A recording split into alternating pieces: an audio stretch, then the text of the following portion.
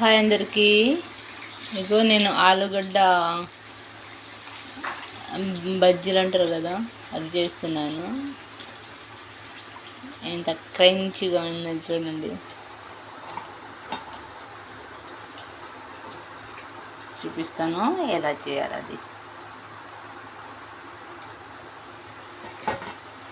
నేను 3 ఆలుగడ్డ తీసుకున్నాను. దాంట్లో కొంచెం మిరపకాయలు, కరివేపాకు, అల్లం వెల్లుల్లి పేస్ట్, ఇంకా ఉల్లిగడ్డ, పసుపు, కారం అన్నీ కలిపి ఇట్లా తయారు చేశాను. ఆలుగడ్డ 3, కొంచెం బజ్జీల పిండి ఒక కప్పు వరకు వేసాను. చాలా టేస్టీగా ఉంటుంది. మీరు కూడా ట్రై చేసి చూడండి. ట్రై చేసి ఎట్లా ఉందో నాకు కూడా చెప్పండి.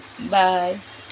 నా వీడియో నచ్చితే లైక్, షేర్, సబ్స్క్రైబ్ చేసుకోండి. మీ ఫ్యామిలీ, కుటుంబం, ఫ్రెండ్స్ వాళ్ళకు షేర్ చేయండి.